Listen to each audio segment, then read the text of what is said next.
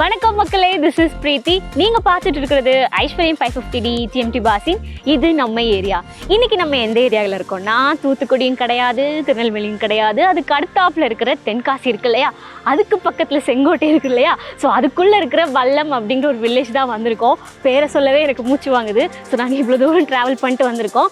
So இன்றைக்கி நம்மளோட side யாருக்குள்ளதுன்னு பார்த்தீங்கன்னா சித்திக் பில்டர்ஸ். ஸோ அவங்களோட சைட் தான். ஸோ சித்திக் சார் இருக்காங்க, அவங்கக்கிட்ட நிறைய பேச போகிறோம். அப்புறம் இது என்ன மாதிரி பில்டிங், அப்புறம் அது போக அவங்க என்னென்ன பில்டிங் பண்ணிகிட்டே இருக்காங்க எல்லாமே அவங்களுக்கு தான் தெரியும். ஸோ அவங்கக்கிட்டே போய் கேட்டு தெரிஞ்சுக்கலாம் வாங்க.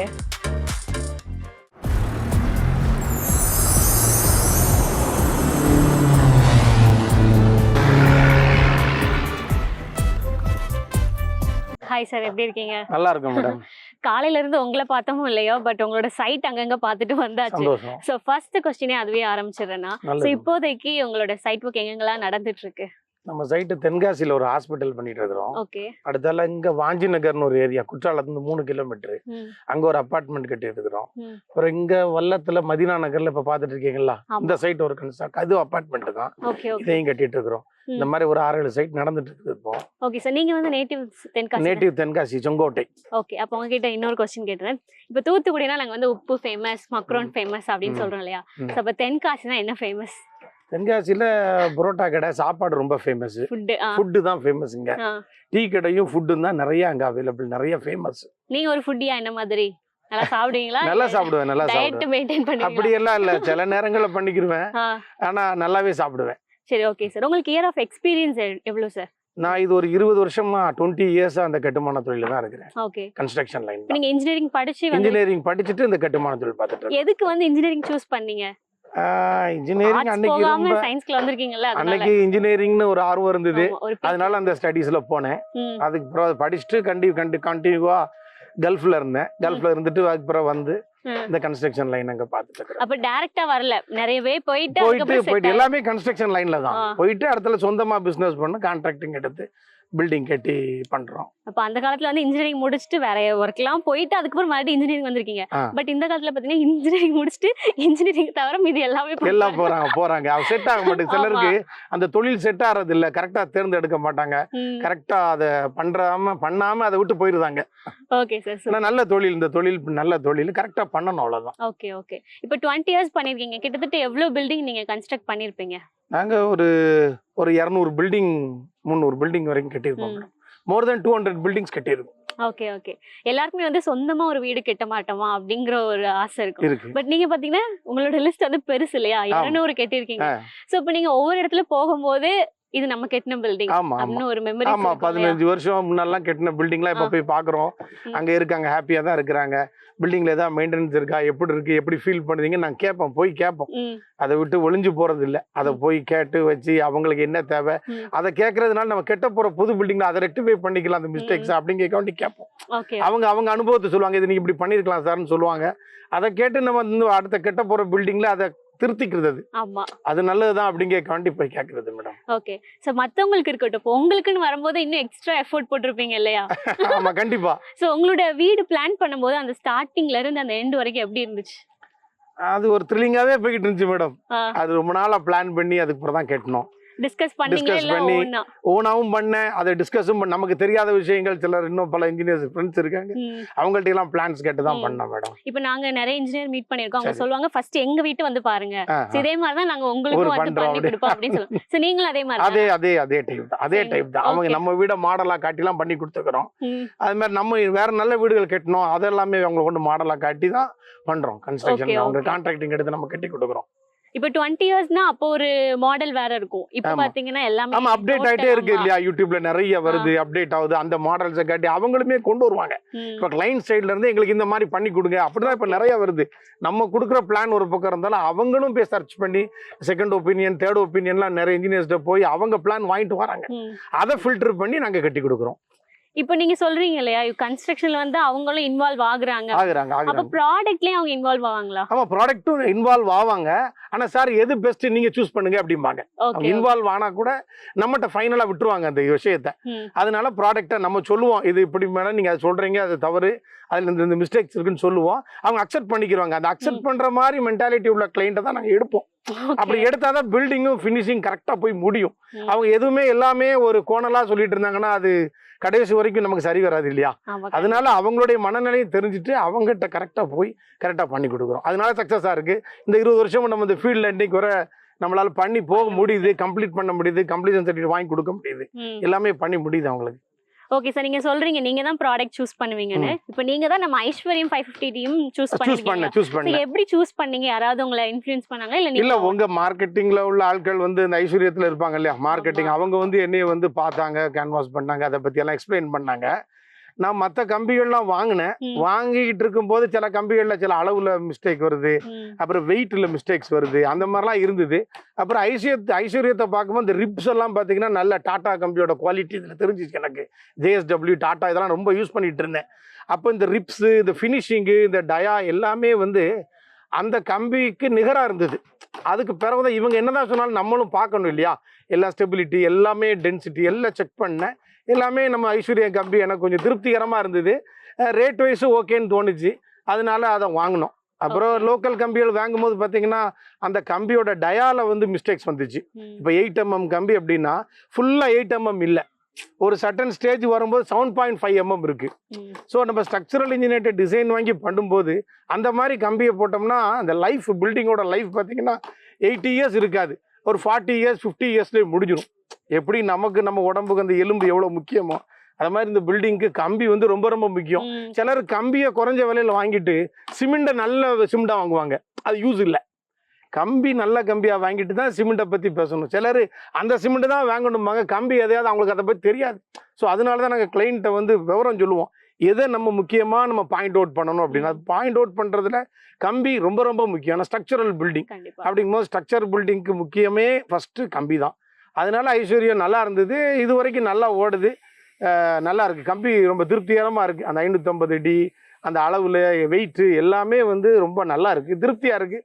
அதனால எல்லா கிளைண்ட்டையும் இப்போ ஐஸ்வர்யத்தை சொல்ல ஆரம்பிச்சிட்டோம். மேலும் உங்கள் பக்கத்தில் டிஸ்ட்ரிபியூட்டர்ஸும் கரெக்டாக கம்பியை நேரத்துக்கு கொண்டாந்து கொடுக்குறாங்க, அதுலேயும் எங்களுக்கு ப்ராப்ளம் இல்லை. ஸோ எங்களுக்கு அது ஒரு ஸ்மூத்தாக போகுது. கம்பியோட விஷயம் வந்து ரொம்ப டென்ஷனில் இல்லை, ஸ்மூத்தாக போகுது. இப்போ நீங்க சொன்னீங்க இல்லையா, மார்க்கெட்டிங் பீப்புள் வந்தாங்க, கேன்வாஸ் பண்ணாங்க, பட் நான் வந்து ப்ராடக்ட்டை பார்த்த பிறகு தான் ப்ராடக்ட்டை நல்லா செக் பண்ணி வேற கம்பிகளோட ஒப்பிட்டு பார்த்து தான் இதை கம்பேர் பண்ணி தான் இதை வாங்கணும். கம்பேர் பண்ணாமல் சும்மா ஏதோ கண்மூடி போய் வாங்கலை. அதை நம்ம கம்பேர் பண்ணி பார்த்து அந்த டயா சரியா இருக்கா, அந்த கம்பியோட ஸ்டெபிலிட்டி எப்படி இருக்கு, கம்பியை வந்து பார்த்தீங்கன்னா 180 டிகிரி வளைச்சி திரும்ப வளைக்கும் போது அந்த வளைச்சல் இருக்க இடத்துல வந்து கிராக் விழக்கூடாது. அது விழலை. சில கம்பியில் அந்த இடத்துல வெடிப்பு விழுந்தது. ஸோ வெடிப்பு விழுந்தா அந்த கம்பியோட தரம் வந்து கொஞ்சம் குறைஞ்சிருதுன்னு தான் சொல்லணும். அந்த குறைஞ்ச விலைன்னு சொல்லி கஸ்டமர் வீட்டு ஓனர்ஸ் வந்து அதை பார்க்குறாங்க. எங்கிட்ட தரக்கூடிய கிளைண்ட் வந்து ரேட்டு குறைவா இருக்க அதை எடுத்துக்கலாம, ரேட்டு கம்பி எல்லாமே 16 mm தான், 8 mm 10 mm எல்லாமே அதெல்லாம் சரி. ஆனால் உள்ள அதோட அழுத்தங்கள் வந்து வித்தியாசப்படுது, மெட்டல் வித்தியாசப்படுது. அதை அவங்ககிட்ட எக்ஸ்பிளைன் பண்ணி சொல்லி அந்த கம்பியை வளைச்சி காட்டி, அந்த வளைச்சி காட்டுறதுல உங்கள் ஐஸ்வர்யம் கம்பி கொஞ்சம் நல்லா இருந்தது, நல்லாவே இருந்தது. அதை வாங்கணும், இதுவரை பயன்படுத்தணும், நல்லா இருக்கு. Super sir. இப்போ ஐஸ்வர்யம் அப்படின்னா நீங்கள் ஒரு 1 வேர்டில் சொல்லணும், என்ன சொல்வீங்க? ஐஸ்வர்யம் எங்களுக்கு நம்ப தகுந்த கம்பி. நம்பி கட்டலாம், சொல்ற மாதிரி கட்டடத்தை நம்பி கட்டலாம்னு சொல்லுவாங்க இல்லையா, அது மாதிரி நம்பி கட்டலாம் ஐஸ்வர்யத்தை. Okay sir, super. இப்போ வந்து எல்லாருக்குமே வந்து அவங்க பண்ண ஒர்க் வந்து எல்லாமே மெமரபிள் தான், பட் அதுல சென்டிமெண்ட்னு ஒண்ணு இருக்கும் இல்லையா. லைக் பாத்தீங்கன்னா படையப்பால சிவாஜி வந்து அந்த வீட்டை விட்டு வெளியே போகும்போது அந்த வீடு வந்து அவருக்கு ஒரு பெரிய சென்டிமெண்ட். ஸோ அதே மாதிரி நீங்க பண்ண ஒர்க்ல ரொம்ப சென்டிமெண்டலான ஒரு பில்டிங் தான் இது. சென்டிமெண்டலான குற்றாலம், பழைய குற்றாலத்தில் ஒரு பெரிய காட்டேஜஸ் கேட்டிருக்கிறேன். ஓகே, அது ஒரு சென்டிமெண்டலான ஒர்க். அது பார்த்தீங்கன்னா அந்த நிலமே பார்த்தீங்கன்னா ஸ்லைடிங்காக இருக்கும்.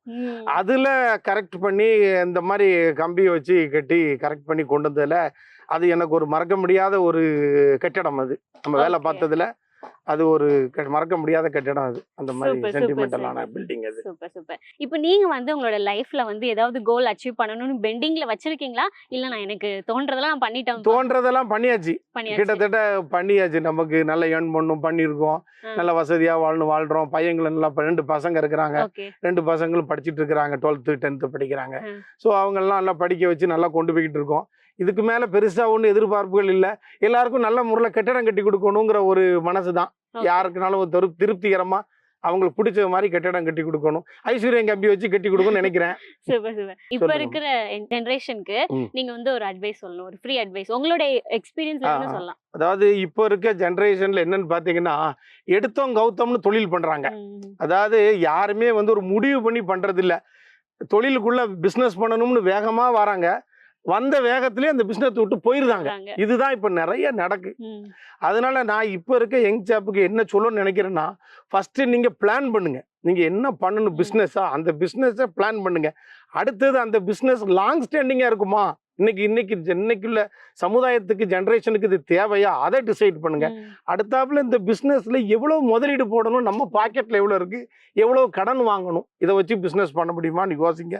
அடுத்தது பண்ண போற பிசினஸ்ல இருந்து எவ்வளவு லாப சம்பாத்தியம் பண்ணலாம், இதை கணக்கு போடுங்க. வரவு செலவு எப்படி, இதை கரெக்ட் பண்ணாதான் நீங்க பிசினஸ் பண்றதுக்கு எலிஜிபிள் பர்சன். இல்லைன்னா எங்கேயாவது உங்க நினைச்ச இடத்துல போய் வேலைக்கு நின்று சம்பளம் வாங்கிட்டு போயிட்டே இருக்கணும். யங் ஜெனரேஷன் நல்ல சம்பாத்தியம் பண்ணா பிசினஸ் தாங்க. யார்கிட்டையும் போய் வேலைக்கு நின்று அதுல முன்னேறது, வேலைக்கு நிக்கணும். ஒரு 5 years கண்டினியூவா ஒரு இடத்துல நிக்கணும். 5 years நின்னாதான் அவங்க தொழில் படிக்க முடியும். அந்த தொழில் படிச்சு முடிச்ச பிறகுதான் அவங்களுக்கு பிசினஸ் லைன், அதுக்கு பிறகுதான் இம்ப்ரூவ்மெண்ட். 30 yearsக்கு பிறகுதான் ஒரு மனுஷனுக்கு ஒரு சம்பாத்திய இம்ப்ரூவ்மெண்ட் கையில கிடைக்கும். அது வரைக்கும் அவன் பொறுமை காக்கணும். சிலர் அப்படி பொறுமை காக்குறது இல்ல. இந்த யங் சாப் எடுத்த உடனே சினிமா படத்தை பார்த்த மாதிரி பணக்காரன் ஆசைப்படுறாங்க. அப்படி போக முடியாதுங்க. ஒரு நைட்ல பணக்காரன் ஆக முடியுமா, எவ்வளவு கஷ்டப்படணும். அந்த கஷ்டப்படுறதுக்கு அந்த யங் ஜெனரேஷன் மைண்ட் செட்டப் கொண்டு வரணும். அந்த மைண்ட் செட்டப்ல தான் அவங்களுக்கு முன்னேற்றமே இருக்கு. அந்த மைண்ட் செட்டப் இல்லாம நீங்க இப்ப சொன்னீங்க, இன்னும் நீங்க போன போக்கிலே போவீங்களா, நீங்க சொன்னீங்களா, அப்படி போக முடியாது. கடைசி வரைக்கும் போன போக்கில் யாரும் போக முடியாது. நம்ம திருப்திகரமா நம்ம மைண்டை செட், ஏன்னா எனக்கு ஏற்ற மாதிரி மைண்ட் செட்டப் பண்ணிக்கிறோம். அப்படி போனா நிச்சயமா எல்லாரும் முன்னேறலாம். நீங்கள் முன்னேறலாம், கூட இருக்கவங்க முன்னேறலாம். எல்லாருக்கும் ஓப்பனிங்ஸ் நிறைய இருக்கு. அதை கண்டுபிடிச்சுக்கணும். நம்ம ஆப்ஷன்ஸ் நிறைய இருக்கு. அந்த ஆப்ஷன்ல நம்ம எதை செலக்ட் பண்ண போறோங்கிறது தான் முக்கியம். அதான் லைஃபோட டேர்னிங் பாயிண்ட். சூப்பர் சார், நல்ல ஒரு அட்வைஸ். உங்களோட டைம் எங்களுக்கு கொடுத்ததுக்கு ரொம்ப நன்றி. நன்றி. ஓகே மக்களே, இப்போ நம்ம வந்து மெயின் செஷன் முடிச்சாச்சு. அடுத்து எனக்கு ஒரு முக்கியமான வேலை இருக்கு. என்னன்னா, இப்போ சைட்ல யாரெல்லாம் இருக்காங்களோ யாரையும் விடக்கூடாது, எல்லாரையும் வந்து இந்த டைம் வந்து ஃப்ரேம்குள்ள கொண்டு வந்துடணும். அதுதான் என்னோட இந்த இயர் வந்து மோட்டிவேஷன். ஸோ அதனால இங்க நிறைய அண்ணன் இருக்காங்க. ஸோ அவங்க கிட்ட போய் பேச போறோம். வாங்க அண்ணே, சொல்லுங்க உங்க பேரு என்ன? என் பேர் மகேஷ்குமார். மகேஷ்குமார் சார், எத்தனை வருஷம் வந்து ஒர்க் பண்ணிட்டு இருக்கீங்கண்ணே? நான் இது 2 வருஷம் தான் ஒர்க் பண்ணேன். 2 வருஷம் ஒர்க் பண்ணீங்களா? அப்ப அதுக்கு முன்னாடி என்ன பண்ணிட்டு இருந்தீங்க? அதுக்கு முன்னாடி நான் டிரைவரா இருந்தீங்களா? ஏன் டிரைவர்னா அப்ப பல ஊருக்கு போய் டிராவல் பண்ணிருப்பீங்கல்ல? ஆமா, நிறைய மாவட்டங்களுக்கு, நிறைய மாநிலங்களுக்கு போயிருக்கேன். மாநிலங்கள் எங்க, எது வரைக்கும் போய்? இமாச்சல் வரைக்கும் போயிருக்கீங்களா? அங்க வரைக்கும் நான் போகல. போலையா? கர்நாடகா, டெல்லி வரைக்கும் போயிருக்கேன். டெல்லி வரைக்கும் கொஞ்சம் பக்கத்துல போய் டிராவல் பண்ணிட்டு வந்திருக்கலாமே. அவ்வளவு தூரம் போறதுக்கு ஓனர் காசு கொடுக்கணும்ல வண்டிக்கு. அப்படி சொல்றீங்களா? சைட் அது வரைக்கும் போயிட்டு வருது. சரி, ஓகே. சரி, நீங்க போகும்போது டிராவல் பண்ணும்போது பாத்தீங்கன்னா நிறைய அப்படியே இயற்கையெல்லாம் ரசிச்சுட்டு போவீங்களா, இல்ல அப்படியே ஸ்ட்ரைட்டா ரோட் பார்த்து மட்டும் தான் போவீங்களா? அதாவது இயற்கையை மட்டும்தான் ரசிச்சுட்டு போகணும் அப்படிங்கிறதும் ஒண்ணு. ரெண்டாவது வண்டியும் கவனம். ஆனா அதுக்காக போன இடத்தையும் விட்டுறக்கூடாது. அப்ப எப்படி ஒரு கண் நேரம் ஒரு கண் சைடா அப்படி போற போக்கு அது வண்டி ஓட்டும் போது ஓட்டக்கூடிய எல்லா டிரைவருக்குமே தெரியும். எல்லா பக்கமே கண்டிப்பா பார்ப்பாங்க. ரெஸ்ட் கிடைக்கக்கூடிய நேரத்துல இயற்கை எல்லா இடமும் சுத்தி பார்த்துக்குவோம். சரி, நீங்க வந்து நிறைய ஊருக்கு போயிருப்பீங்க, அப்ப நிறைய விதமான சாப்பாடு எல்லாம் சாப்பிட்டுருப்பீங்கல்ல? கண்டிப்பா. சரி, நீங்க சாப்பிட்டதுலயே எந்த சாப்பாடு எந்த இடத்துல நல்லா இருந்துச்சு? கர்நாடகாவில் சித்திரதுர்கான்னு ஒரு இடம். சித்திரதுர்காவா? அந்த இடத்துல வந்து சப்பாத்திக்கு கீரை குழம்பு கொடுப்பாங்க. சூப்பரா இருக்கும். சப்பாத்தி கீரை குழம்பு, இது என்ன காம்பினேஷன்? உண்மையில அங்க வந்து நல்லா இருக்கும். அப்படியா? என்னங்க அது ஒரு தாபா. அந்த தாபாவில் வந்து செமையா இருக்கும். இன்னை வரைக்கும் அது மறுபடியும் கிடைக்குமான ஒரு யோசனை. அவ்வளவுதான். அப்படியா? அப்போ ஒரு நாள் நம்ம 2 பேரும் போறோம், சரிங்களா?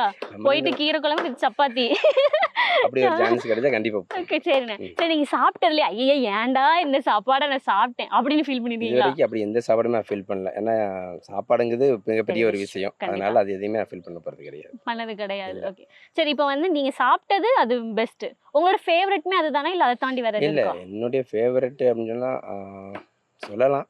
பட் எனக்கு அதிகமா பிடிச்சது லட்டு தான் பிடிக்கும். சோ அதுலயும் மோதி லட்டு மட்டும் தான் பிடிக்கும். மோதி லட்டுனா அந்த ஆரஞ்சு கலர்ல இருக்கும்ல, என்ன எனக்கும் அதானே ரொம்ப பிடிக்கும். சரி, ஓகே. நான் இப்போ இந்த இதுல வந்து நம்ம ஐஸ்வர்யம் யூஸ் பண்றீங்கல்ல? ஆமா, நான் இப்போ 2 வருஷமா வேலை பார்க்குறேன். இந்த 2 வருஷத்துல இந்த சார் சைட்டுக்கு வந்து இருந்து ஃபுல்லாவே ஐஸ்வர்யம் தான். ஸோ அதுல கம்பி எங்களுக்கு வந்து வேலை பார்க்கறதுக்கு நல்ல கம்பியாகவும் இருக்கும், ரொம்ப நைஸாகவும் இருக்கும். ஸோ ரெண்டுக்குமே இல்லைன்னு நாங்கள் சொல்ல முடியாது. ரெண்டுமே பெஸ்ட்டாக தெரியும். இப்போ நீங்கள் வந்து வேற கம்பி யூஸ் பண்ணியிருப்பீங்க இல்லையா? ஸோ இப்போ நம்ம ஐஸ்வர்யம் சைட், இப்போ நீங்கள் இந்த சைடில் ஐஸ்வர்யம் யூஸ் பண்ணுறீங்க இல்லையா? ஸோ அது ரெண்டுக்கும் உங்களுக்கு என்ன டிஃப்ரென்ஸ் தெரியுது? இதில் வந்து நாங்கள் ஒரு இடத்த வளைக்கும் போது அந்த கம்பி வந்து லேசாக பெண்ட் ஆகாமல் இருக்கும். ஸோ துரு பிடிச்சி அந்த தெறிக்காமல் இருக்கும் இந்த ஐஸ்வர்யம் கம்பி. மற்ற கம்பெனியில் ஒரு சில கம்பெனியில் வந்து அந்த இது அப்படியே சரப்ஸ் வளைக்கும் போது லேசாக தெரிக்கும். ஸோ அது அடுத்த கம்பெனி பற்றி நம்ம சொல்ல விருப்பம் இல்லை. ஸோ நம்ம கம்பெனியில் பெஸ்ட்டு. சரி, அண்ணன் பேர் முருகன். முருகன். எத்தனை வருஷமா நீங்க இந்த தொழில இருக்கீங்க? ஒரு 10 வருஷமா இருக்கு. 10 வருஷமா இருக்கீங்க. அப்ப நீங்க தான் உங்க ஃப்ரெண்டை வந்து இங்க இழுத்து கூட்டு வந்தீங்களோ? இல்ல, அவர் வந்து தங்கச்சி மாப்பிள்ள. அப்படியா? அதான் மச்சான் சொன்னாரா? நான் நினைச்சேன் இப்ப ஃப்ரெண்ட்ஸ் எல்லாருமே பசங்க எல்லாருமே மாமா மச்சான் அப்படி கூப்பிடுவாங்கல்ல, அந்த மாதிரி நினைச்சேன். ஒரிஜினல் மச்சான் அப்படிதானே? ஓகே, சரி. இப்ப எதுக்கு அவங்க இந்த ஃபீல்ட்ல வந்திருக்காங்க? டிரைவிங்ல இருந்து வந்திருக்காங்க. இப்ப நீங்க தான் உங்களுக்கு எல்லாமே சொல்லி கொடுத்தீங்க இல்ல அவங்களே கத்துக்கிட்டாங்களா? நாங்களும் சொல்லி கொடுப்போம், அவங்களும் கத்துக்குறாங்கல்ல. இல்லங்கற இல்ல, அவங்களும் கத்துக்குறாங்க. ஓகே, என்ன இருந்தாலும் நீங்க தான் சீனியர் இல்லையா? உங்க ஜூனியர் எப்படி வேலை பார்க்கறாரு? நான் நல்லா தான் பாத்துட்டு இருக்கேன். அதெல்லாம் மச்சானால அப்படி சொல்றீங்களா? இல்ல மச்சான் இல்ல, எங்களை பொறுத்தளவுக்கு நல்லா தான் வேலை பார்க்காங்க. சரி, ஓகே. இப்போ நீங்களும் நம்மளோட ஐஸ்வர்யம் யூஸ் பண்ணிருக்கீங்க. அவங்க வந்து 2 இயர்ஸ் வந்திருக்காங்க. அவங்களோட ஒப்பீனியன் ஷேர் பண்ணிட்டாங்க இல்லையா? ஸோ உங்களுக்கு நிறைய விஷயம் தெரியும், 10 வருஷம் எக்ஸ்பீரியன்ஸ் இல்லையா? ஸோ மற்ற கம்பிக்கும் நமக்கும் நீங்க என்ன வித்தியாசமா பாக்கீங்க? வித்தியாசம்னா இது குவாலிட்டி கொஞ்சம் நல்லா இருக்கு. மேலே போடுறதுக்கும் சரி, எல்லா விஷயத்துக்குமே ஐஸ்வர்யம் நல்லா தான் இருக்கு. சிரப்ஸ், அதாவது ரிங்ஸ் வளைப்போம்னு சொல்லுவோம், அந்த இதுக்கு முக்கியமான விஷயமே அதுதான். அப்படிங்கும்போது அது வந்து நல்லாவே இருக்கும், வளைக்கிறதுக்கு ஈஸியாக இருக்கணும். சில கம்பி டெம்பர் அதிகமாக இருந்துச்சுன்னா ஒடிஞ்சிடும். இது வந்து அப்படி கிடையாது. இது வந்து நைஸாக இருக்கும் வளைக்கிறதுக்கு. அவங்க சொன்ன மாதிரிக்கே இப்போ கொஞ்சம் கம்பி 2-3 நாள் கழிச்சு மழையில் நனைஞ்சு கிடந்தாலும் துருப்பிடிச்சாலும் ஒன்றும் செய்யாது. ஓகே, that's it மக்களே. ஸ்டார்டிங்கில் கொடையெல்லாம் வச்சு ஒரு ஹீரோயின் மாதிரி என்ன காட்டினாங்க. லாஸ்ட்டு பார்த்தா ஒரு ஆடு வந்து முட்டிட்டு அதுக்கு கூட பொருட்களை பார்த்துக்கோங்க. சரி, ஓகே. அப்பார்ட் ஃப்ரம் தேட் இந்த செஷன் வந்து எங்களுக்கு சூப்பராக போச்சுங்க. எப்படி இந்த கிளைமேட் வந்து குளுகுலுன்னு இருக்கோ அதே மாதிரி இங்கே உள்ள ஆட்களும் வந்து நல்லா ஸ்வீட்டாக பேசுகிறாங்க. ஸோ உங்களுக்கும் இந்த செஷன் பிடிச்சிருக்கும் நம்புகிறோம். ஓகே, இதே மாதிரி அடுத்த ஒரு இது நம்ம ஏரியா எபிசோடில் உங்களை சந்திக்கும் வரை உங்களிடம் வந்து விடைபெறுவது பிரீத்திகா. என்றென்றும் ஐஸ்வர்யம், எங்கெங்கும் ஐஸ்வர்யம். பாய் பாய் அண்ட் டேக் கேர்.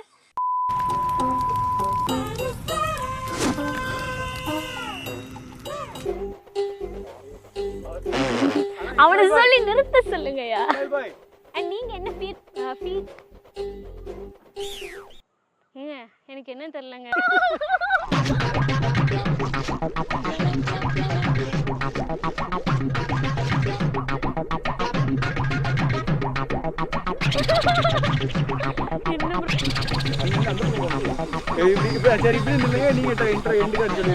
நீங்க பேசுங்க, நான் டப்பிங் கொடுக்குறேன். அங்க வரைக்கும் வரணுமா?